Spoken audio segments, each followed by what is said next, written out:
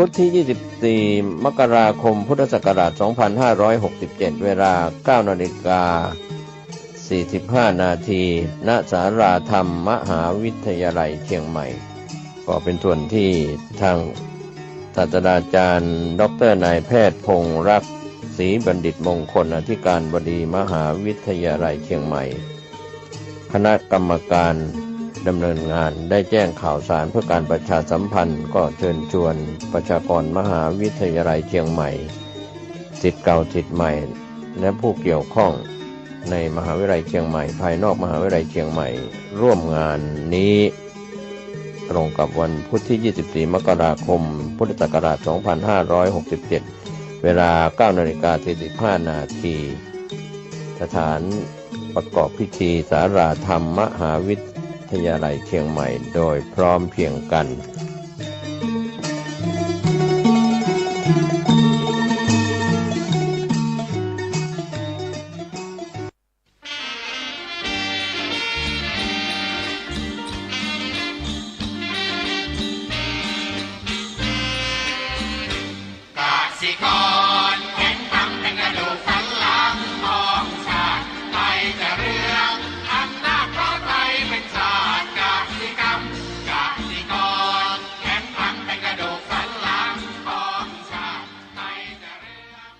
รายการต่อจากนี้ไปขอเชิญท่านผู้ฟังทุกท่านเข้าสู่รายการดีมีคุณค่าน่าติดตามรายการเกษตรเพื่อชีวิตดำเนินรายการโดยกลุ่มรักเกษตรประสานงานโดยนายพิชัยคงพิทักษ์คณะเกษตรมหาวิทยาลัยเชียงใหม่หมายเลขโทรศัพท์053944030ขอเชิญทุกท่านติดตามรับฟังได้ณบัดนี้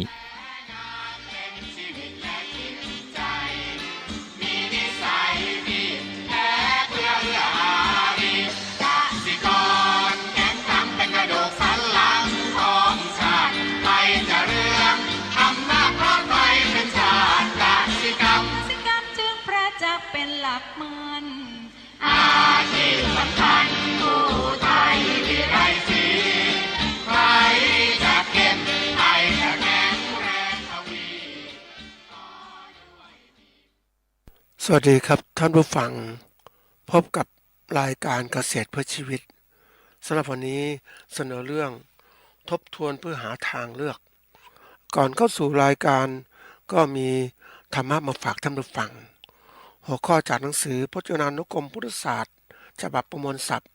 เรียบเรียงโดยเทพเวทีประยุทธ์โตมหาจุฬาลงกรณราชวิทยาลัยพิมพ์เผยแพร่ปี2533หัวข้อธรรมะวันนี้มาเป็นศัพท์ที่เรียกว่าไล่เบี้ยคำว่าไล่เบี้ยแปลว่าเรียกร้องเอาค่าเสียหายเป็นลำดับไปจนถึงคนที่สุดคนสุดท้ายเนี่ยนะทีนี้ไล่เบี้ยเนี่ยถ้าเราดูความหมายแล้วเนี่ยเรามาประยุกต์ใช้ในเรื่องของการที่ว่าเราค้นหาเหตุค้นหาเหตุต่างๆที่ทำให้เกิดผลเราต้องไล่เบี้ยเหมือนกันคือก็เรียกว่าสืบหาปัจจัยหรือสาเหตุถึงที่สุดจนถึงจุดต้นตอ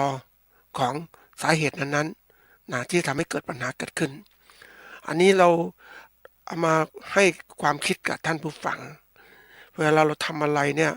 เราต้องคิดถึงเขาเรียกว่าคิดถึงสาเหตุหรือปัจจัยที่ทำให้เกิดผลเกิดขึ้นทีนี้การจะคิดถึงสาเหตุและปัจจัยของผลที่เกิดขึ้นนั้นบางทีเราเอาหลักๆเราก็ไม่ได้คิดถึงเฮ้ยมันต้องฝึกการสาวถึงเหตุถึงต้นตอมันเป็นยังไงมันถึงทำให้เกิดผลแบบนี้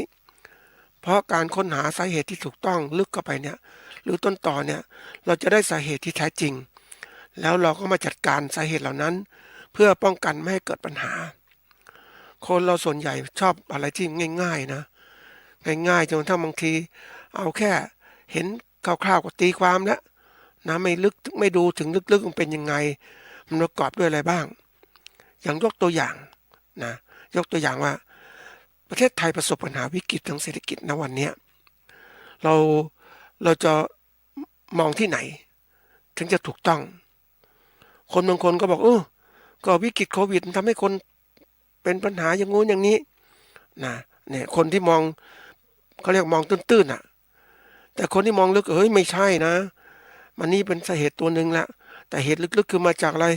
การปฏิวัติรัฐประหารที่ผ่านมาเนี่ยมันทำให้ประเทศไทยไม่มีการพัฒนาไม่มีการที่ว่าปรับปรุงตัวเองนะประเทศไทยมันก็แช่แข็งอยู่นิ่งๆนะแล้วก็หยุดการพัฒนาต่างๆทั้งหมดเลยเศรษฐกิจก็แย่ลงแล้วก็แย่ลงแต่เพียงแต่ว่าไม่มีใครพูดถึงแล้วก็กลุ่มคนพวกนี้ก็มามีส่วนในการเป็นผู้บริหารประเทศก็ไม่ได้สนใจในการพัฒนาประเทศแล้วก็การแก้ปัญหาต่างๆที่เกิดขึ้นอย่างโควิดที่มันระบาดเนี่ยมันเป็นผลของการบริหารจัดการที่ไม่ถูกต้องมันช้ามันใช้วัคซีนไม่ดีนะแล้วก็มีการตรวจตราต่างๆคือให้คนต่างชาติเข้ามาจริงๆของเราโรคนี้เป็นโรคนำเข้ามาแต่เราก็ปล่อยเข้ามามันก็แพร่ระบาดเกิดขึ้นแล้วเราก็พูดถึงว่าเฮ้ยมันเป็นโควิดที่ทำให้คนตกงานต่างๆเกิดขึ้นโอ้ยอันนั้นก็ปลายเหตุแหละนะเดี๋ยวนี้ที่ว่าเศรษฐกิจเราไม่ดีค้าขายไม่ดีเนี่ยก็ว่าการตกงานของคนมันมีมากตกงานทุกคนเพราะว่าผู้เจ้าของโรงงานหรือผู้เจ้าของงานต่างๆเขาก็รู้ว่าปัญหาอย่างเกิดขึ้นเนี่ยเขาก็พยายามที่จะหนีเอาโรงงานไปตั้งที่อื่นที่มันปลอดภัยเพราะเห็นวิกฤตแล้วเนี่ยเพราะฉะนั้นคนที่เหลืออยู่ก็ตกงานทีนี้เรามาดูว่าคนที่เขาเก่งในการแก้ปัญหาอย่างนักธุรกิจก็เห็นเฮ้ยเกิดโควิดทั่วโลกแล้วเกิดแล้วเนี่ยเริ่มเกิดแล้วอย่างผู้บริหารสายการบินเนี่ยนะที่เขารวยมากนะท่านผู้ฟังเขาค้าขายเลยคือขายสายการบินทิ้งเลยมันถูกไงก็ขายทิ้งเลยเพราะอะไรก็คือมันทำกำไรได้น้อยหรือจะขาดทุนแล้วมันก็ขาดทุนจริงๆนี่คือการที่เขาวิเคราะห์เหตุเขาตัดสินใจถูกต้องอย่างนักลงทุนไทยบางคนเนี่ยเมื่อเกิดรัฐประหารปุ๊บเขาหยุดการลงทุนเลยนะถามว่าทำไมไม่ลงทุนโอ้ยหมดอนาคตแล้วเพราะว่าดูหัวหน้าผู้บริหารต่างๆไม่ได้เรื่องไม่สามารถจะบริหารประเทศได้ดูสิเขาจะลงทุนก็ลงทุนเมื่อเศรษฐกิจดีขึ้นอะไรดีขึ้นก็จะลงทุนถ้านี่เขาไม่ลงทุนนี่คืออะไรนี่คือการมองถึงต้นตอของเหตุปัญหาที่แท้จริงมันถึงเข้าใจเรื่องราวได้ทำไมถึงเป็นอย่างนี้ก็เพราะว่าถ้าเราวิเคราะห์ต่อไปว่ามันเป็นเพราะความโลภของคนนั่นแหละคนที่อยู่มีอำนาจก็อยากจะอยู่อำนาจนานๆอยากจะเขาเรียกว่าหาโอกาสเอาแล้วได้เปรียบคนอื่นไม่ต้องให้มีการพัฒนาเหมือนเป็นประเทศเผด็จการเนี่ยต้องการครอบงำต่างๆทำให้คนไม่มีการเจริญเติบโตเมื่อคนไม่เจริญเติบโตทั้งความคิดความรู้ต่างๆมันก็หยุดประเทศนะไม่สามารถที่จะหาไปที่ไหนได้เหมือนกับเราเจอปัญหาเนี่ยวันนี้เจอปัญหาเกษตรกรเจอปัญหาว่าขายสินค้าเกษตรไม่ได้กำไรหรือว่ามีพ่อค้าไม่กี่รายซื้อสินค้าเขาไม่มีโอกาสในพัฒนาการค้าการขายเขาถูกกดดันอย่างนี้ถูกบีบคั้นอย่างนี้นี่คือต้นเหตุของการที่มันทั้งหมดเนี่ยก็คือว่าความเขาเรียกว่าการเป็นผู้ประกอบการหรือเกษตรกรต่างๆเนี่ยจะอยู่รอดก็ต้องเป็นผู้มีความรู้จริงๆแล้วก็มีการกระทำจริงแล้วก็หยุดยั้งการบริหารการปฏิวัติต่างๆของประเทศประชากรประเทศถ้าเมื่อใดประชากรของประเทศเนี่ยเป็นคนที่ฉลาดมีความรู้มีความสามารถมีแสดงอำนาจที่ถูกต้องในการปกปักรักษาอำนาจอธิปไตยของประเทศเราเจริญแต่ที่ผ่านมาเรากลัวไปหมดเลยตั้งแต่ปฏิวัติที่ผ่านมาเนี่ยถูกครอบงำหมดแล้วก็ไม่แสดงออกอะไรต่างๆสถานีวิทยุเองก็ปิดรายการต่างๆนะคนจะประท้วงก็ประท้วงไม่ได้ปิดหมดคือเขาแสดงความคิดเห็นก็ถูกปิดหมดเนี่ยเพราะนั้นการที่จะเกิดการพัฒนาก็ไม่เกิดขึ้นมันก็เลยปล่อยประเทศไปอย่างนี้แหละมันก็ลำบากอย่างนี้ที่ท่านเห็นนี่แหละแล้วจะโทษใครล่ะถ้ามองถึงต้นสายปลายเหตุจริงๆอ่ะก็โทษประชาชนนั่นแหละไม่มาต่อสู้ไม่มาต่อต้านผู้ที่มีอำนาจหรือปฏิวัติต่างๆนะเขาก็ครอบงำทั้งหมดแล้วก็ครอบงำทำให้เรานั้นอยู่ในวัฏจักรโง่จนเจ็บถึงปัจจุบันแล้วก็เป็นปัญหาที่เราลำบากมากหาทางแก้ก็ไม่เป็นเพราะเราอยู่ในวัฏจักรโง่จนเจ็บเนี่ยท่านผู้ฟังเขาคงรู้ว่าเป็นวัฏจักรความยากจนสมัยโบราณที่มีมานานแล้วในช่วงของการที่ประเทศไทยนั้น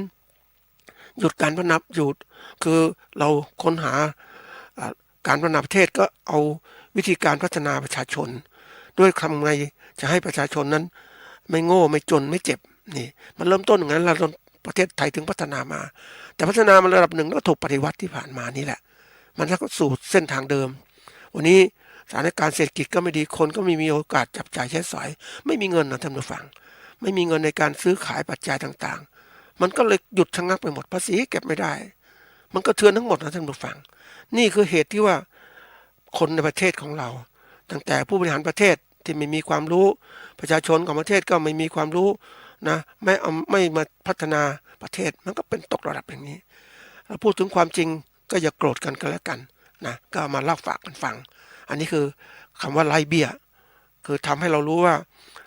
หัวข้อที่พูดในวันนี้คือทบทวนเพื่อหาทางเลือกนะก่อนอื่นก็ดูความหมายของศัพท์แต่ละตัวก่อนแรกคือทบทวนคำว่าทบทวนเป็นคำกริยาเพราะว่าย้อนกลับทำซ้ำอีกเพื่อให้แม่นยำหรือแปลว่าพิจารณาอีกครั้งหนึ่งนะหาทางแปลว่าเป็นคำกริยาว่ามุ่งพบหรือว่าพบนะส่วนทางเนี่ยนะถ้าแปลลึกลงไปในคำว่าทางเป็นคำนามว่าที่สำหรับเดินไปมาหรือแปลว่าแนวหรือพื้นที่สำหรับใช้สัญจรหรือช่องหรือแปลว่าช่องหรือแปลว่าแนวอันนี้คือทางนะเราเลือกนี่คำที่ว่าคัดขึ้นมามันมีคำที่ว่าเลือกเนี่ยแปลว่าคัดสิ่งที่มีจำนวนมากกว่าหนึ่งขึ้นไปเพื่อเอาไว้หรือเอาออกตามที่ต้องการอันนี้เป็นคำกริยาว่าเลือกทีนี้มันมีเมื่อเลือกแล้วมันดูคำอีกสองคำที่มันน่าสนใจคือเลือกเฟ้นคำว่าเลือกเฟ้นเป็นคำกริยาเหมือนกันว่าเป็นคิดเอาแต่สิ่งที่ดีเด่นคัดเอาแต่สิ่งที่ต้องการอันเลือกเฟ้นทีนี้มาเลือกสรรอีกตัวหนึ่งเลือกสรรเป็นคำพิจารณาว่าพิจารณาคิดเอาแต่สิ่งที่ดีอันนี้เลือกสรรในทางเลือกเราก็มีนะเพราะว่าอย่างที่ดูความหมายแล้วเนี่ยเราต้องเลือกละแต่เลือกต้องเลือกคัดละเลือกหรือว่าเลือกเฟ้นเลือกสรรก็แล้วแต่เป็นต้องเลือกแล้วเพราะว่าอันนี้เป็นสิ่งที่ทำให้เรานั้นอาจจะต้องอยู่รอดนะทีนี้ความสำคัญของสิ่งนี้หัวข้อนี้ก็คือว่าเพื่อนะทำไมต้องเลือกก็เพื่อที่เรานั้นอาจจะต้องรู้ตัดสินใจว่าจะอยู่หรือจะทำเกษตรต่อหรือไม่ทำเกษตรต่อถ้าอยู่ทำเกษตรเราก็ต้องมีการพัฒนาต่างๆที่เกิดขึ้นนะให้มันดีขึ้นแล้วก็ถ้าไม่ทำการเกษตรต่อก็ไม่คือหาทางเลิกกันแล้วกันนะทำไม่เลือกก็ต้องเลิกแล้วล่ะเพราะว่ามันอยู่ไม่ได้อยู่ลำบากทีเดียวนี้มาดูว่าตัวที่มันทำให้เกิดตรงนี้ก็คือสถานการณ์ต่างๆที่เกิดขึ้นมันลุมเล้าเกษตรกรหรือผู้ประกอบการเกษตรมากมายทีเดียวเพราะว่าจากที่เราดูวิเคราะห์ให้เห็นถึงว่าทำไมถึงเป็นเช่นนี้นะอันแรกเราต้องดูว่าถ้าดูของเกี่ยวข้องดูหลักๆที่มันเกี่ยวหลักๆเคยพูดไว้ว่าสิ่งที่เกี่ยวข้องกับการเกษตรนั้นนะมันมีอยู่2ตัวหลักๆคือตัวของเกษตรกรหรือตัวผู้ประกอบการนะเกษตรอีกตัวหนึ่งคือสิ่งแวดล้อมทางการเกษตรสิ่งแวดล้อมการเกษตรก็คือเศรษฐกิจสังคมการเมืองการปกครองสิ่งแวดล้อมต่างๆที่เกี่ยวข้องมันมีผลต่อการประกอบการเกษตรของเราตัวเกษตรกรต้องมีความพร้อมนะแล้วก็สถานการณ์เกษตรสิ่งแวดล้อมเกษตรต้องมีความพร้อมมันถึงทำให้การเกษตรเป็นไปด้วยดีแต่วันนี้มันไม่เป็นไปไม่ดีเพราะว่าหลายอย่างที่มันเกิดสะสมเกิดขึ้นเศรษฐกิจการค้าขายก็ไม่ค่อยดีนะข้าวอะไรแพงไปหมดนะปัจจัยผลิตแพงสินค้าเกษตรบางทีก็ถูกกดราคาถูกอย่างเนี้ยอย่างวันก่อนไปเจอเขาแม่ค้าเล่าให้ฟังนะผักคะน้านี่โลตั้ง200-300 บาทโอ้โหมันแพงขนาดนั้นนะแต่แม่ค้าไปซื้อจากใครซื้อจากแม่ค้าในท้องตลาดแต่ถามว่าเกษตรกรขายเท่าไหร่ไม่รู้มันเกิดอะไรขึ้นก็มีพ่อค้าคนกลางนั่นเองเนี่ยเพราะนั้นมันจะทำอาหารกินลำบากมากนะหมูก็แพงขึ้นนี่เศรษฐกิจการซื้อขายก็ไม่ดีคนก็ไม่มีปัจจัยซื้อสินค้านะเขาต้องประหยัดนะแล้วถัดมาคือสังคมเราก็แน่นอนสังคมก็เ เป็นสังคมผู้สูงวัยและสังคมที่แบบยอมรับว่าเราอยู่กันเขาเรียกว่ามันแตกต่างจากเดิมสังคมเนี่ยมันมีส่วนหนึ่งที่ว่าเป็นสังคมที่คนมีความรู้นะอีกส่วนหนึ่งคือสังคมไม่ค่อยมีความรู้คือคนนั้นคงไม่มีความรู้คนมีความรู้นี่ก็ต้องเอาความรู้ไปใช้ประโยชน์ในการประกอบการต่างๆเขาก็หาหนทางในการผลิตหรือการจำหน่ายปัจจัยต่างๆหรือซื้อขายผลเกษตรแล้วแต่เนี่ยเขาจะมีกลไกในการที่เขาเรียกฉลาดขึ้นแล้วก็เอากำไรให้มากที่สุดนั่นเองถ้าคนไม่มีความรู้เนี่ยแน่นอนก็ถูกแล้วเอาเปรียบตลอดไปเพราะว่าไม่มีโอกาสในการที่จะหาหนทางในการที่จะเอายังไงให้ตัวเองประกอบการและมีกำไร เหมือนวันนี้เกษตรกรเราลำบากเพราะว่า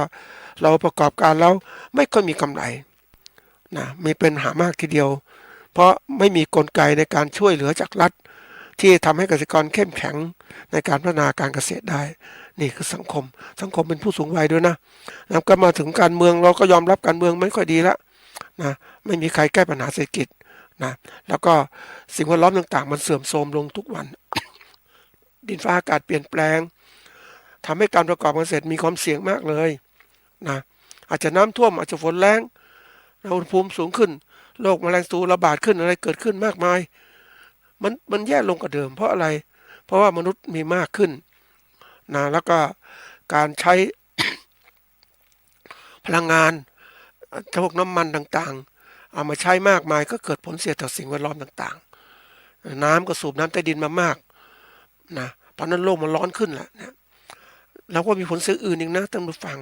ไม่แค่นี้มันมีอื่นลึกกว่านั้นอีกดินทำให้ดินฟ้าอากาศแปรปรวนตามมาอีกมากมาย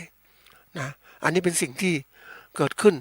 นะซึ่งเป็นปัจจัยสิ่งแวดล้อมทางการเกษตรทีนี้มาดูว่าแยกทีละตัวนะที่เราต้องเรียนรู้เราก็รีบหาทางเลือกเสียจะเลือกอะไรสิ่งที่เราแยกไปว่าสถานการณ์ตอนนี้เรื่องการผลิตของเราเนี่ยแน่นอนปัจจัยการผลิตทุกตัวขึ้นราคามากเลยปุ๋ยยาฆ่าแมลงพันธุ์พืชต่างๆขึ้นราคานะเรื่องของเครื่องไม้เครื่องมือการเกษตรก็เปลี่ยนแปลงไปหมด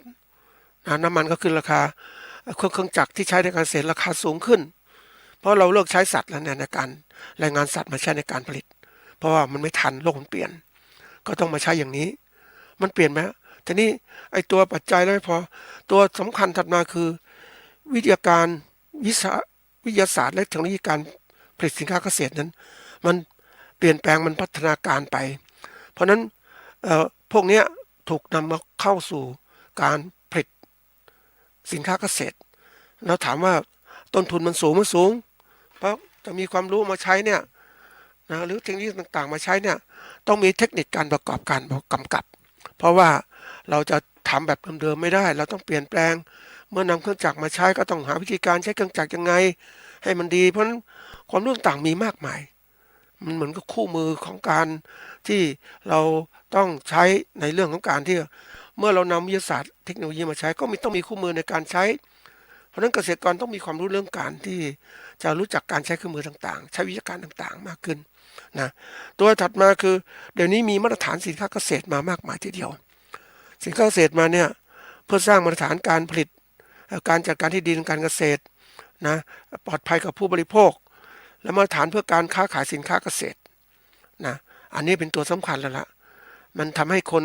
ผู้ผลิตสินค้าเกษตรต้องมีมาตรฐานถ้าไม่มีมาตรฐานที่ดีก็ค้าขายสินค้าเกษตรไม่ได้หรือไม่สามารถส่งออกต่างประเทศได้อันนี้ก็เป็นปัญหาใหญ่ทีเดียวที่มันเกิดขึ้นมานะเราเมื่อมีมาตรฐานปุ๊บมันทำให้อะไรเกิดขึ้นเกษตรกรซึ่งมีทุนน้อยก็ไม่สามารถพัฒนาการผลิตสินค้าเกษตรที่ได้มาตรฐานเพราะนั้นจำเป็นต้องเลิกไปละหรือผลิตได้ลำบากเพราะว่ามันเกี่ยวข้องกับตลาดนั่นเองถ้าไม่มีมาตรฐานที่ดีพอก็ขายสินค้าเกษตรไม่ได้นะเพราะนั้นคู่แข่งที่ก็ถือโอกาสคือผู้ที่มีทุนการประกอบการที่ดีเนี่ยเขาก็มาอะไรเขามาที่ว่าใช้หลักมาตรฐานนี่แหละเขาทำได้มาตรฐานเพราะเขามีต้นทุนที่มากพอเพราะนั้นเขาก็กลายเป็นคู่แข่งของเกษตรกรและยิ่งเขาเป็นคู่แข่งก็มีศักยภาพในการผลิตที่สูงเนี่ย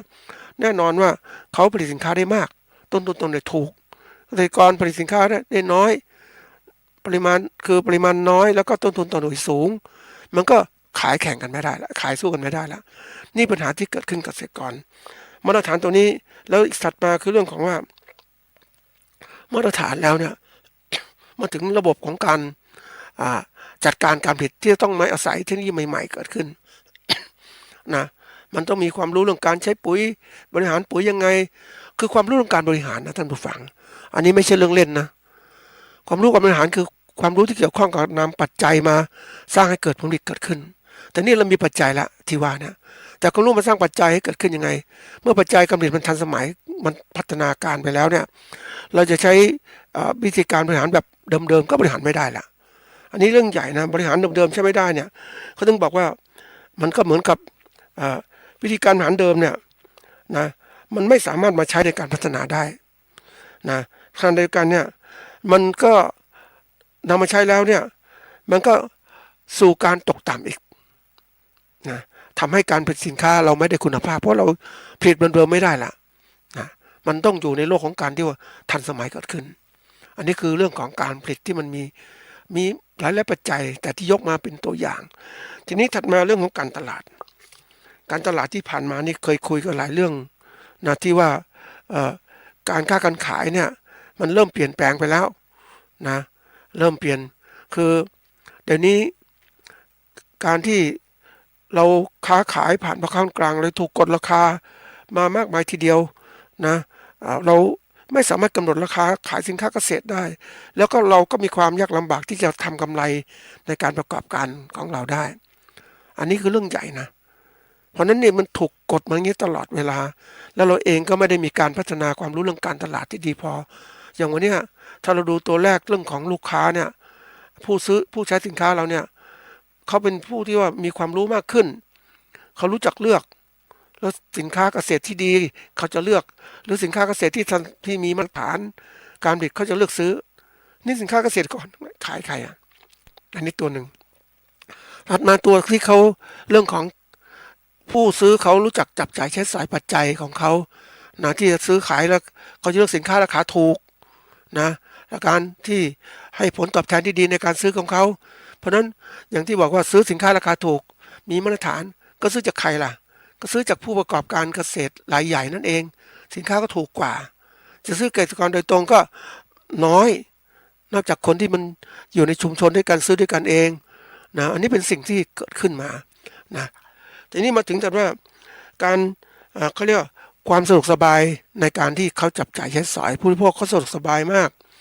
ในการจับจ่ายใช้สอยจะซื้อจากสะดวกซื้อดีไหมสะดวกกว่าจะซื้อจากตลาดนัดโอ้วุ่นวายร้อนอย่างเนี้ยเป็นสิ่งที่ตัวนี้เป็นตัวที่ทำให้การขายสินค้าเกษตรกรของเกษตรกรเป็นไปด้วยยากถัดมาการคมนาคมขนส่งเนี่ยมันแน่นอนว่าไม่การสื่อสารต่างๆเนี่ยนะการคมนาคมขนส่งมันมีความเจริญก้าวหน้าขึ้นมันรวดเร็วขึ้นเพราะฉะนั้นเกษตรกรจะใช้ช่องทางนี้ในการสื่อสารข้อมูลสู่ผู้บริโภคไหมสื่อสารได้น้อยเพราะเราไม่มีเครื่องมือสื่อสารนะการขนส่งแล้วก็ไม่ถนัดทีนี้ผู้ประกอบการเขาก็ใช้การสื่อสารต่างๆนะเขาก็สามารถโฆษณาสินค้าเขาได้นะอย่างไปดูร้านขายนะท่านผู้ฟังเนื้อไก่สดเนื้อหมูสดเนี่ยมันเปิดเลยนะท่านผู้ฟังเป็นอะไรอะเป็นคูหาเลยเป็นร้านเลยติดแอร์ต่างๆทั้งหมดเลยเพื่อรักษาสินค้าเขาให้มันสดเสมอต่างๆแล้วเนี่ยทีนี้เกษตรกรขายตลาดทั่วไปเนี่ยก็ไปตั้งอย่างนี้ปุ๊บมันแมลงวันก็มีอะไรก็มีนี่คนบางคนเขาก็เลือกซื้อสินค้ายอมจ่ายแพงไปซื้อตลาดพวกนี้แล้วตลาดนี้มันสดแล้วมีการโฆษณาด้วยนะมันเป็นสิ่งที่ว่าผู้ประกอบการเลี้ยงหมูเลี้ยงไก่เลี้ยงสัตว์ต่างๆเขาก็นำหมูนำไก่มาขายในร้านของเขานี่คือร้านของเขาร้านค้าในเครือข่ายเกษตรกรมีร้านค้าในเครือข่ายไม่มีนี่คือปัญหาที่เกิดขึ้นละมันก็ทำให้สินค้าเกษตรที่เราผลิตมาแล้วไม่สามารถสู่ผู้บริโภคได้อย่างรวดเร็วถัดมาคือเรื่องของการที่ว่าคู่แข่งขณะนี้คู่แข่งของเกษตรกรมีมากก็เรียกเป็นผู้ประกอบการต่างๆนะไม่ว่าจะคู่แข่งในประเทศหรือต่างประเทศก็ตามมีมากมายแล้วก็เขาผลิตสินค้าราคาค่อนข้างถูกแล้ว พื่อเจาะตลาดแล้วเสร็จแล้วก็สามารถจะแข่งขันในการที่ค้าขายได้ดีกว่านะอันนี้ก็เป็นเรื่องที่น่าสนใจทีเดียววันก่อนไปดูนั่นในตลาดเนี่ยก็เป็นตลาดนัดตลาดที่ธรรมดาตลาดเช้าตลาดค่ำแล้วแต่เนี่ยส่วนใหญ่เป็นตลาดเช้าที่เกษตรกรนำสินค้าเกษตรมาขายนะนี่เกษตรกรก็ขายเป็นช่วงเวลาใช่ไหมบางที่ก็จะขายตลอดวันก็มีแต่ทีนี้ว่าปรากฏว่ามันมีร้านสะดวกซื้อไปตั้งในตลาดโอ้โหตรงนี้แหละท่านผู้ฟังร้านสะดวกซื้อไปตั้งในตลาดนะปกติเขาเริ่มขายสินค้าประเภทของใช้ทั่วไปเดี๋ยวนี้มีอาหารการกินเดี๋ยวนี้มีตลาดมีประเภทที่ว่าร้านสะดวกซื้อมีของสดอีกมีพวกพืชผักต่างๆมีอะไรต่างๆที่เป็นเหมือนกับตลาดนัดตลาดของเกษตรกรเลยแต่ราคาก็สูงหน่อยนะว่าอยู่ในห้างอยู่ในร้านสะดวกซื้อซึ่งสามารถซื้อได้ตลอดเวลา อันนี้เป็นปัญหาละเขาก็แข่งขันมาแล้วถามว่าตัวนี้จะแข่งขันไหมแน่นอนต่อไปอนาคตเขาร้านสะดวกซื้อก็จะเริ่มเติบโตขึ้นเขามีความสามารถในการค้าขายเขาแล้วมีเปิดขายตลอด24 ชั่วโมงเกษตรกรจะขาย24 ชั่วโมงก็ไม่ได้แล้วนะเพราะนั้นไม่สามารถค้าขายได้ปุ๊บเนี่ยก็เกิดปัญหาตามมาว่าจะทำยังไงให้สินค้าเกษตรไปสู่ตลาดนี่คือตัวสำคัญนะท่านผู้ฟังเราเองเนี่ยเจอสภาวะนี้มันบีบอ่ะเพราะนั้นถ้าเป็นไปตามกลไกธรรมชาติที่มันเป็นอยู่อย่างขนาดนี้เนี่ยแน่นอนว่าเกษตรกรผู้ผลิตสินค้าหรือผู้ประกอบการเล็กๆก็จะเสียเปรียบมากเลยกับผู้ประกอบการขนาดใหญ่หรือร้านสะดวกซื้อที่เขามีเครือข่ายการค้าของเขาใหญ่โตมโหฬารเนี่ยเขาก็เริ่มขายแข่งคือขายแข่งกับเกษตรกรก็พ่ายแพ้และขณะเดียวกันเขาก็ทำตัวเหมือนเป็นผู้ที่เรียกว่า ประกอบการซื้อสินค้าจากเกษตรกรนี่แหละ มันเกิดการผูกขาดแข่งขันเกิดขึ้นแล้วนะเขาเรียกว่าผูกขาดที่ว่าไม่สามารถทำเกษตรกรไม่มีทางเลือกท่านผู้ฟังจะเลือกที่ไหนถ้าเครือข่ายแบบนี้ขยายไปทั่วประเทศเนี่ยเป็นยังไงแล้วมันขยายนะท่านผู้ฟังไม่จบแค่นี้เพราะนั้นเกษตรกรเจอปัญหาใหญ่มากนะถ้าทำยังไงจะอยู่รอดทำการผลิตสินค้าเกษตรได้มีกำไร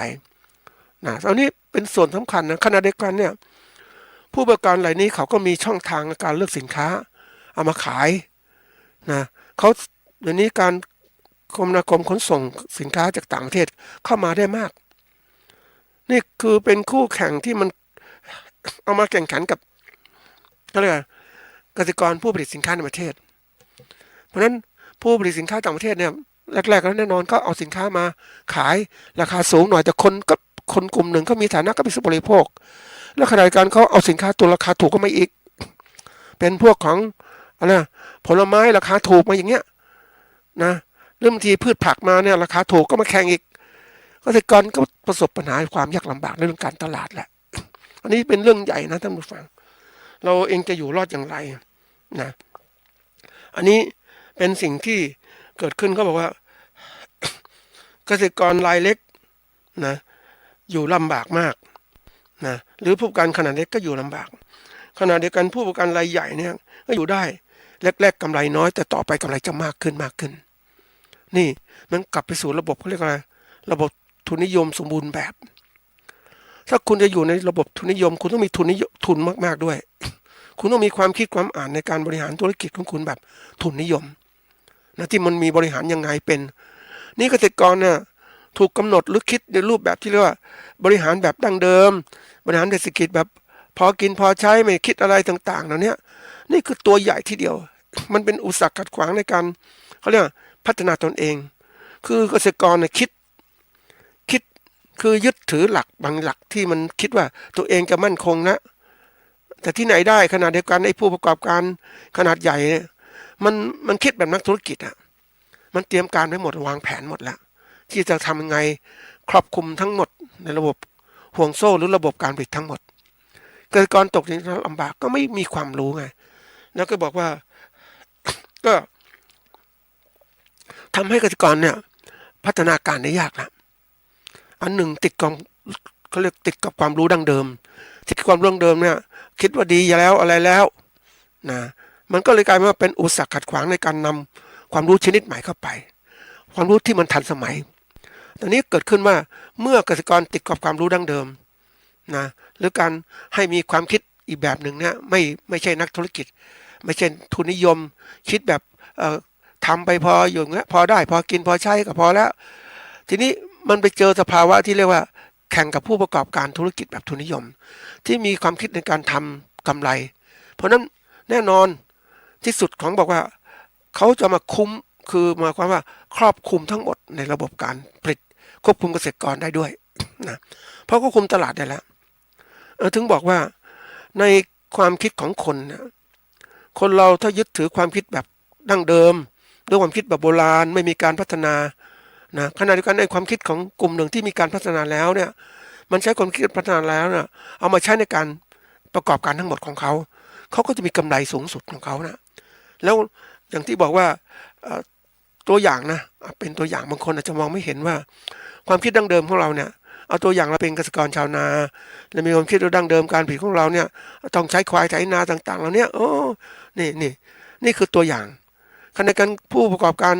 เกษตรของเขาเนี่ยใช้เครื่องจักรแล้วใช้ทุกอย่างเป็นก้าวหน้าหมดแล้วเพราะนั้นที่มันตัดสินกันที่บอกว่าต้นทุนการผลิตต่อหน่วยก็สูงกว่าและผลิตได้มากกว่าเขาเลยชนะเนี่ยเห็นไหมก็บอกว่าถ้าเราไม่พัฒนาเนี่ยสิ่งที่มันกลุ่มคนที่พัฒนาแล้วก็จะมาเขาเรียกว่าเอารัดเอาเปรียบเราตลอดเวลาได้นี่คือสิ่งสำคัญนะท่านผู้ฟังถ้าเรามองโลกของการเป็นจริงเนี่ยการเขาเรียกว่าโลกมันไม่ใช่ธรรมดาแล้วการพึ่งพาอาศัยของสัตว์โลกต่างๆเนี่ยมันมีโลกของคน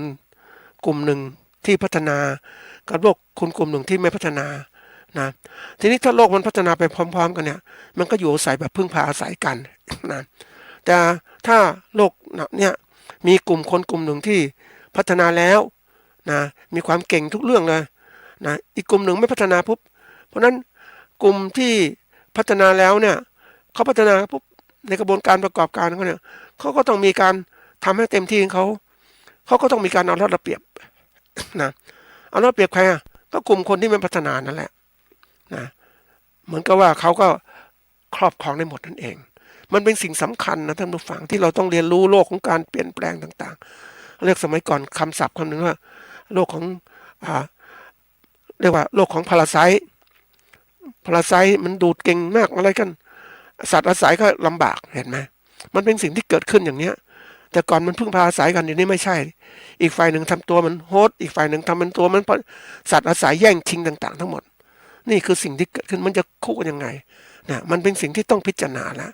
เพราะนั้นที่บอกว่านะถึงเวลาที่เราถ้าไปปล่อยไปขนาดนี้นะเกษตรกรนะจะต้องถูกเอารัดเอาเปรียบหยุดการผลิตสินค้าตัวเองเพราะขายไม่ได้วันนี้เนี่ยเท่าที่ดูสินค้าเกษตรหลายตัวถูก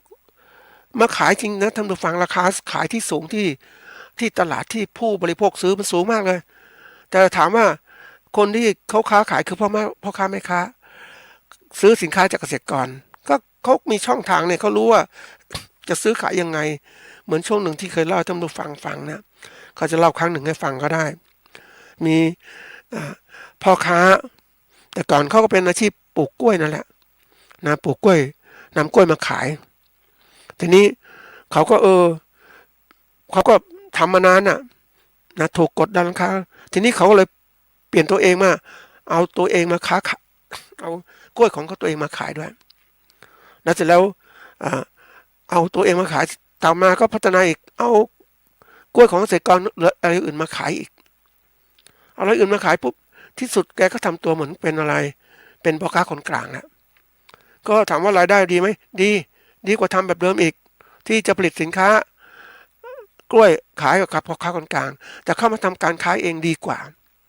แล้วก็ซื้อกล้วยราคาถูกนะท่านผู้ฟังหวีละ5 บาทมาขายหวีละ15 บาทนะแล้วก็ลดราคาไปเรื่อยๆถ้าขายไม่ได้เขาก็เอาไปเลี้ยงหมูของเขาอะไรเขาเนี่ยนี่คือช่องทางมันเป็นกลยุทธ์ในการที่เรียกว่าทำให้สินค้าขาดตลาดอันนี้ถ้าเราคิดดีๆนะมันก็ใช่นะคือแทนที่จะลดราคากล้วยนะจากซื้อมา5 บาทเขาขาย15 บาทเขาจะลดมาถึง10 บาทแต่เขาจะไม่ยอมลดมาถึง5 บาท เท่าไหร่ถ้าซื้อ5 บาทต่อไปคนก็ไปซื้อ5 บาทตลอดเพราะฉะนั้นทำยังไงกล้วยจะหมดไปก็เอาไปให้ปลากินบ้างให้หมูกินบ้างเพราะฉะนั้นคนที่เคยอยากกินกล้วยเนี่ยก็ต้องยอมซื้อเพราะเดี๋ยวกล้วยไม่มีนะมันเป็นกลยุทธ์เพราะนั้นตามหลักของดีมานด์ซัพพลายหรืออุปสงค์อุปทานเนี่ยมันเป็นหลักจริงๆสินค้ามากนะก็เอาไปทำลายเสียเพื่อให้มันสินค้าขาดตลาดเหมือนช่วงหนึ่งเนี่ยท่านผู้ฟังก็อาจจะเป็นเรื่องเล่าเขาเรื่องจริงก็ได้นะก็ในช่วงหนึ่งของการผลิตไก่เนื้อไก่ไข่นี่แหละมันมีมากนะเพราะนั้นมีมากปุ๊บเนี่ยมันก็มีการเพาะลูกไก่มาเยอะมากเพื่อจะสำรองทีนี้ปรากฏว่าไข่ไก่เนี่ยมันขายได้ปริมาณเท่านี้มันไม่ได้เพิ่มขึ้นอย่างรวดเร็วแต่ปริมาณเขาเรียกว่าลูกไก่ที่ผลิตมาเพื่อจะแทนแม่ไก่พวกนี้ก็เข้ามาเยอะแต่ปรากฏว่าขายยังไม่ดีนั้นขายเนื้อไก่ก็ไม่ดีอะไรก็ยังไม่ดีนะมันไม่สามารถขยับขยายได้ก็ต้องเอาอะไรเอาลูกไก่ไปกำจัดเสียนะเพราะว่าถ้ามาเลี้ยงเพิ่มมันก็ทำให้เกิดปัญหาเกิดขึ้นเพราะนั้นปัญหาเกิดขึ้นคืออะไรก็มีการปริมาณเนื้อไก่ก็มากขึ้นปริมาณไข่ไก่ก็มากขึ้นเพราะนั้นต้องกำจัดเสียก่อนกำจัดขนาดที่เล็กยังดีกว่าใช่ไหมนั่นเป็นตัวอย่างเพราะนั้นเขารู้คือผู้ประกันขนาดใหญ่เขารู้เรื่องของที่ว่าจะทำยังไงให้บริหารผลเขาเรียกว่าปริมาณสินค้าในของตลาดให้มีเท่านี้หรือทำยังไงให้มันขาดตลาดเขาก็มีกลยุทธ์ของเขาจะสต็อกสินค้ามีอะไรต่างๆเยอะแยะไปหมดทีนี้เกษตรกรจะรู้กลยุทธ์นี้ไหมก็ไม่เคยรู้เท่าไหร่หรือรู้ก็อาจจะปรับตัวไม่ได้เพราะว่าเกษตรกรเป็นผู้ผลิตอ่ะจะผลิตพืชผักสมมติผลิตนะผลิตผักคะน้าขายนะหรือผักชีขายก็มีต้นทุนของมีการผลิตอยู่แล้วมีเวลา30 วันสมมตินะ30 วันต้องขายแต่ปลูกไว้นานก็ไม่ได้มันแก่ลงหรือผักเสียต่างๆแล้วเนี่ย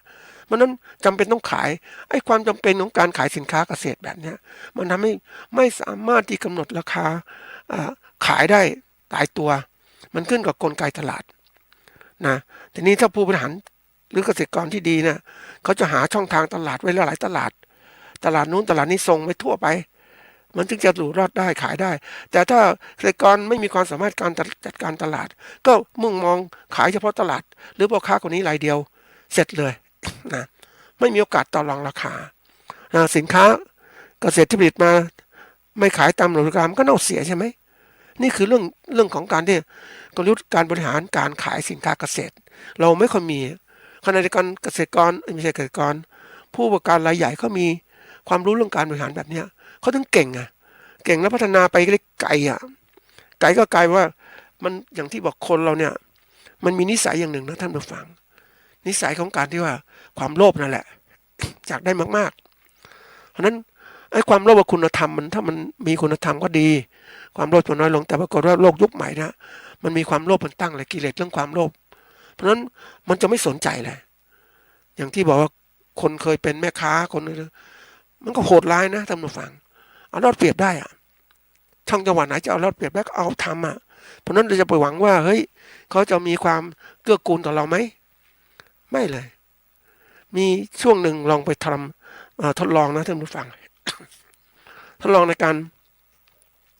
ที่จะส่งสินค้าไปขายในตลาดนะตลาดอันนี้เป็นการติดต่อเรื่องของการเจรจาธุรกิจในตลาดห้างใหญ่ทีเดียวเขาก็บอกว่าถามเรื่องเอาสินค้าไปขายได้นะขายได้ไปวางได้เขาจะหัก 30% ในการวางสินค้าแล้วขณะเดียวกันสินค้าอื่นที่ไม่มีคุณภาพล่ะคุณจัดการยังไงก็เขาค้าขายได้ก็เรื่องเขาแต่ถ้าสินค้าคุณมีคุณภาพคุณก็ขายไปนี่สินค้าเรามีคุณภาพไปขายแข่งกับสินค้าไม่มีคุณภาพท่านผู้ฟังแล้วเมื่อมาวางบนชั้นสินค้าในการตลาดแล้วเนี่ยในห้างเนี่ยคนส่วนใหญ่จะมองสินค้าเนี่ยรูปแบบที่เรารูปร่างขวดบรรจุสวยอะไรสวยราคาถูกแต่เรานั้นถ้าเป็นเกษตรกรผู้ผลิตมันจะไม่มีความรู้เรื่องการบริหารไอ้การบรรจุภัณฑ์ต่างๆเพราะฉะนั้นเราบรรจุไม่สวยอะไรไม่สวยฉลากก็ไม่ดีราคาก็ใกล้เคียงกับเขาทั้งที่สินค้าเรามีคุณภาพนะเขาก็บอกเรื่องของคุณเองจะต้องพัฒนาตนเองนะเขาว่ามีหน้าที่ให้คุณไปวางขายเก็บค่า ขาย 30% ของราคาขายโอ้ท่านผู้ฟังคิดดูนะแล้วเราจะสู้กับผู้ผลิตสินค้าเกษตรที่ไม่มีคุณภาพได้อย่างไรอันนี้เรื่องใหญ่นะเราผลิตสินค้าคุณภาพมันก็กลายมาขายไม่ได้ราคานี่คือสินค้าเกษตรเราเนี่ยเป็นปัญหาอย่างเนี้ยเดี๋ยวนี้มีผู้ผลิตสินค้าเกษตรที่มีความสามารถเรื่องการขายนะการขายในตลาดซึ่งเขาเจาะในรูปแบบที่เรียกว่าอ้างว่าสินค้ามีคุณภาพแต่ความจริงแล้วไม่มีคุณภาพนะเขาเอาตรงนี้ไปลดต้นทุนการสินค้ามีคุณภาพนะจึงผลิตมาต้นทุนมันต่ำเขาเอาสินค้านี้ไปแข่งกับทำลายสินค้าคุณภาพดีเกษตรกรผู้ผลิตสินค้าคุณภาพดีก็ขายไม่ได้เห็นไหมไม่มีใครช่วยนี่คือตัวอย่างที่ถามว่าจะอยู่รอดไหมอยู่รอดลำบากนะท่านผู้ฟังสถานการณ์แบบเนี้ยเพราะนั้นที่บอกว่ามีทางเลือกก็คือว่าถ้าเป็นอย่างนี้ปุ๊บเนี่ยเกษตรกรต้องเลิกอาชีพนะถ้าไม่มีการจัดการที่ดีพอต้องเลิกอาชีพเพราะประกอบการไปขาดทุนนะถัดมาคือถ้าไม่เลิกอาชีพล่ะไม่เลิกอาชีพก็ต้องมีเขาเรียกว่าเข้าสู่วงจรทั้งกันอย่างที่ใช้เวลาทบทวนหาทางเลือกของตนเองนะว่าจะเมื่อจะอยู่แล้วเนี่ยทำยังไงดีมีทางเลือกไหมทีนี้เราเลือกว่าจะอยู่แล้วจะทำการเกษตรต่อไปนะทีนี้ทำไงก็ต้องมาทบทวนว่าเฮ้ยทบทวนอะไรบ้างก่อนทบทวนหาทางเลือกเนี่ยก็ต้องมีส่วนหนึ่งก็คือว่าทบทวนตัวเองซะก่อนตัวเองมีความรู้มากพอไหมตัวถึงนะที่ว่าเป็นความรู้เนี่ยความรู้ในเรื่องนี้ความรู้เกี่ยวกับสมมติว่าเราเป็นชาวนาเรามีความรู้เรื่องการเขาเรียกว่าเป็นชาวนาเนี่ยเราความรู้เรื่องอะไรจะปลูกข้าวไว้ได้ราคาให้ได้ปริมาณคุณภาพดีขายได้ราคานะนี้ความรู้ขั้นนี้มันไม่พอที่เราเคยใช้ความรู้ต่างๆที่มีอยู่เนี่ยแล้ววิธีการผลิตที่ทันสมัยมีไหมเผอิญไปเจอพวกพูดถึงว่ามันมีพันธุ์ข้าวพันธุ์หนึ่งนะเป็นพันธุ์ของเวียดนามนะพันธุ์ของเวียดนามเนี่ยมันปลูกในดินทะเลดินมันทนความเค็มหน่อยปลูกในเขาเรียกบริเวณชายหาดนะมันสามารถปลูกได้นะท่านผู้ฟังเป็นพันธุ์ข้าวน้ำก่อยนะก็เรียกว่าอยู่ได้เจริญโตได้เพราะชายหาดของเขาเนี่ยเขาจะมีอย่างเงี้ยเขาใช้พื้นที่ครบทุกตารางไม่ใช่ปล่อยเป็นชายหาดว่างๆนะเพราะบริเวณชายทะเลก็มีดินที่มันดีอุดมสมบูรณ์ด้วยแต่น้ำมันเค็มเขาเลยพันธุ์ข้าวที่นี่มาถึงพันธุ์ข้าวเนี่ยเขาบอกว่าพันธุ์ข้าวของไทยกับเวียดนามนี่นะโอ้มันเวียดนามพัฒนาไปไกลนะมุ่งมองเอาผลผลิตเป็นตัวหลักคือได้ผลิตต่อไร่สูงเป็นหลายร้อยกิโลมากกว่ากิโลไร่หนึ่งได้มากกว่า100 กิโลต่อไร่ของเขานะข้าวคุณภาพก็ไม่สูงนะแต่มันเป็นพืชที่เจริญโตเป็นข้าวพันธุ์ข้าวเจริญโตได้เร็วนะนี่เขาเกิดขึ้นเขาเรียกว่าปัจจุบันเริ่มมีเกษตรกรก็ว่า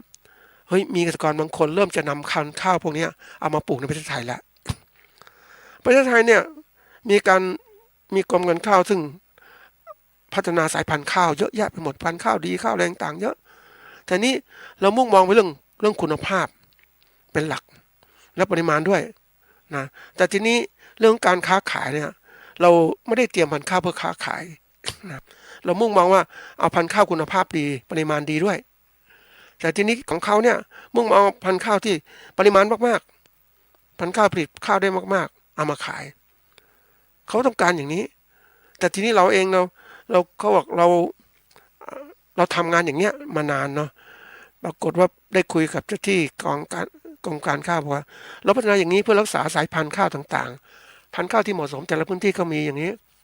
แต่ทีนี้ครับอีกฝ่ายกระทรวงพาณิชย์บอกเราต้องการพันธุ์ข้าวที่มีปริมาณขาย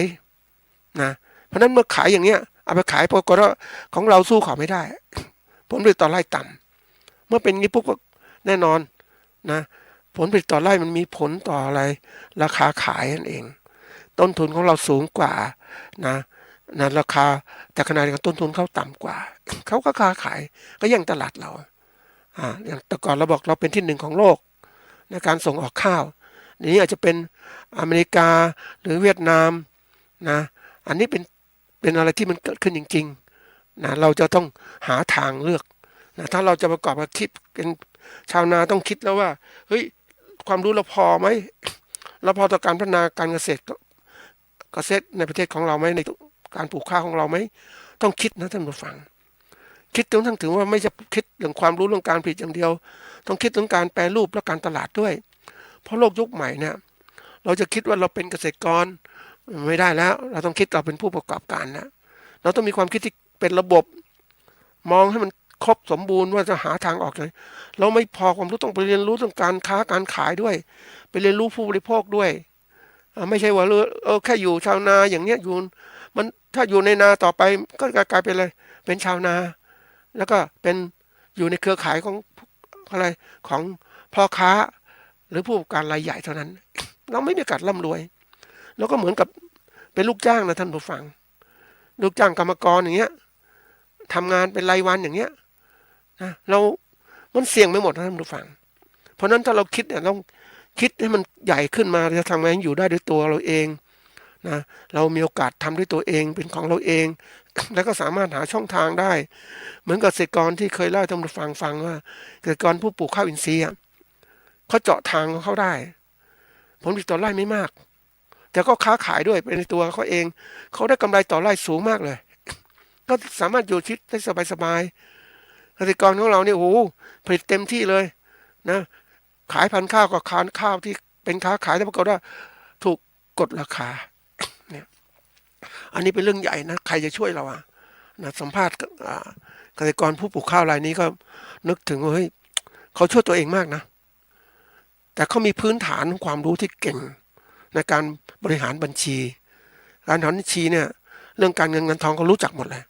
แล้วเขารู้จุดอ่อนจุดแข็งก็วิเคราะห์ยังไงตัวอ่อนแล้วก็เป็นยังไงเพราะฉะนั้นเขาถึงเอาความรู้ต่างๆเนี่ยเอามาวิเคราะห์ตัวเองว่าถ้าเราจะอยู่รอดการตลาดจะต้องบริหารตัวไหนพยายามลดต้นทุนตรงไหนต้องเพิ่มรายได้ตรงไหนนี่คือสิ่งที่มันเกิดขึ้นจริงๆเพราะฉะนั้นเนี่ยเรื่องของความรู้ต้องมีมากขึ้นนะต้องพัฒนาตัวเองนะอันที่สองเนี่ยทัศนคติที่เคยมีอยู่เนี่ยอย่างเรามีทัศนคติเพื่อการทำประกอบอาชีพเกษตรเพื่อการพออยู่พอกินพอใช้มันไม่ได้แล้วท่านผู้ฟังมันเป็นทฤษฎีล้าหลังนะเราจะอยู่พอกินพอใช้มันใช่อยู่อย่างนั้นน่ะแต่ถามว่าโลกพัฒนามันบีบบังคับเราโลกทุนนิยมมันบีบบังคับเรามันไปกดทับเราขณะที่เราอยู่ในชนบทถามว่าเราอยู่ได้ไหมไม่ได้แล้วต่อไปทุนนิยมมันบีบบังคับเราหมดอะคุณผลิตมาแล้วคุณจะค้าขายใครเนี่ยมันบีบขนาดนั้นนะยิ่งคุณไม่มีความรู้คุณก็ถูกกดราคาคุณไม่ช่องทางตลาดคุณก็ลำบากแล้วเนี่ยบีบหมดนะอย่างวันนี้ไปเห็นการค้าการขายสินค้าเกษตรเหมือนเราต้องไปขออ้อนวอนกับพ่อค้ากลางให้ซื้อสินค้าเราไอ้พ่อค้ากลางมันก็เก่งเนี่ยมันครอบคลุมหมดแล้วเนี่ยมันไม่สนใจไม่ซื้อสินค้าเกษตรที่นี่ไม่ได้ก็ซื้อต่างประเทศเข้ามามันมีความรู้ขนาดนั้นนะท่านผู้ฟังแล้วเราจะทำยังไงชุมนุมเกษตรกรจะตั้งสู้ได้ไหมมันก็ไม่ได้ไปเจอสหกรณ์ผู้ปลูกลำไยก่อนนี้รวมเกษตรกรผู้ปลูกลำไยทั้งหมดเลยนี่ปรากฏว่าสหกรณ์มันเล็กมีหน้าที่รวมกลุ่มผู้ปลูกลำไยขายปรากฏว่ามันอยู่ไม่ได้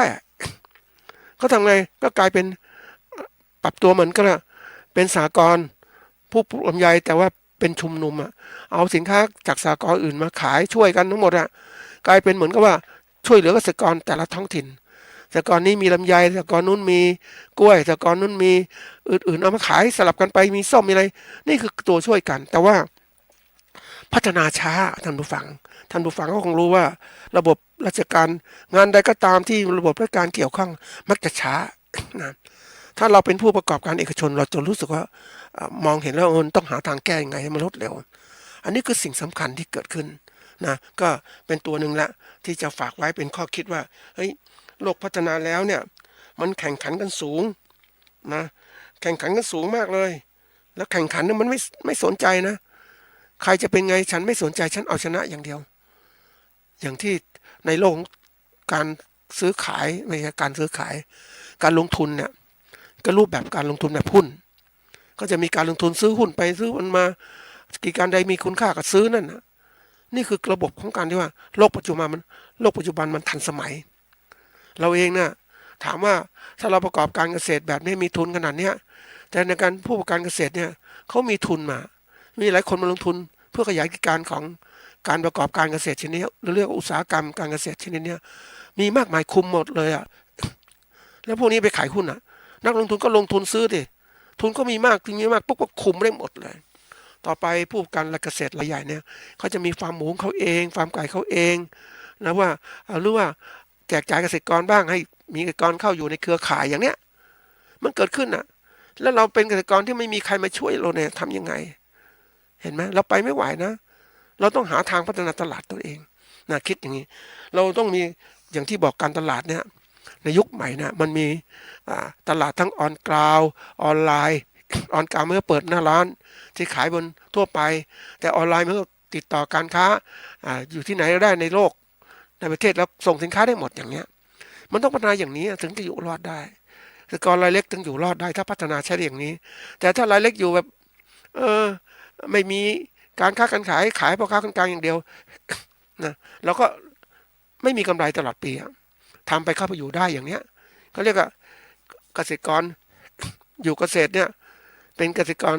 ผู้ประกอบการแบบยังชีพอยู่รอดไปวันๆอย่างเนี้ยแต่เราทำอย่างนี้ไม่ได้ท่านผู้ฟังมันต้องคิดการไกลเตรียมการไว้ข้างหน้าเลยเหตุการณ์ข้างหน้าจะเกิดอย่างนี้จริงๆมองดูสิโลกพัฒนาอย่างนี้ไปหมดแล้วทุกส่วนของโลกพัฒนาเป็นเรื่องการค้าการขายหมดแล้วแล้วเราอยู่แบบธรรมดาผลิตแบบเนี้ยมันไม่ได้แล้วเดี๋ยวนี้มันเราจะอยู่หลังเขาหรืออะไรหรือหน้าเขาก็ตามหรือบนเขาก็ตามต้องมีความคิดอย่างนี้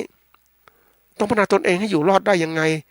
มีตลาดของตัวเองยังไงพัฒนาธุรกิจตัวเองยังไงคือต้องคิดแล้วหาความรู้คิดตั้งคำถามไว้ก่อนหาคำตอบคิดแล้วก็ศึกษาค้นคว้ามีผลงานวิจัยมากมายทีเดียวเราไปหาได้เนี่ยเราต้องรีบจับการตรงนี้แต่ถ้าเรามีทัศนคติแบบอยู่ได้สบายอย่างเงี้ยไม่เดือดร้อนอะไรนะก็อยู่ไปเถอะแต่ว่าข้างหน้าเนี่ยยอมรับว่า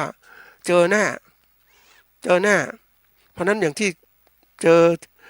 เกษตรกรที่อยู่บนเขาแต่คนนี้เขาเก่งนะท่านผู้ฟังเขาอยู่บนเขามาก่อน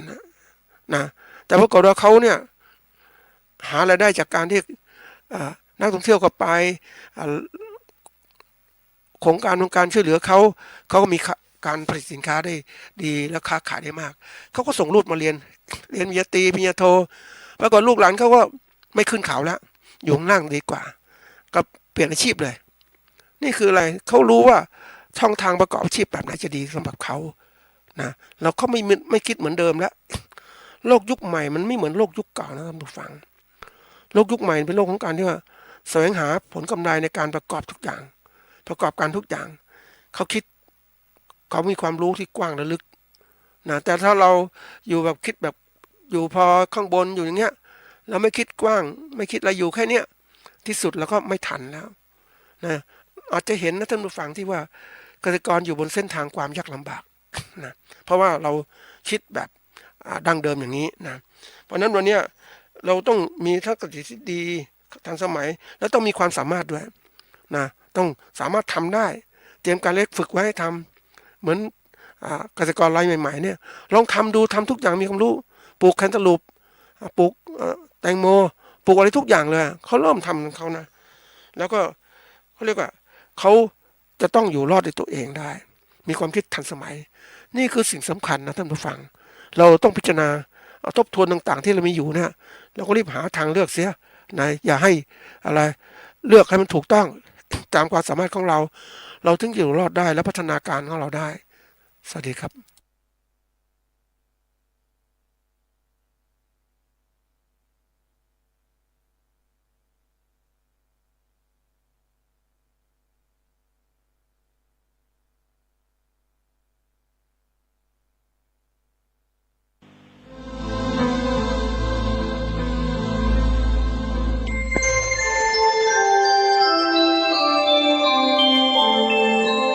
ขณะนี้ท่านกำลังฟังสถานีวิทยุกระจายเสียง FM 104.5 เมกะเฮิรตซ์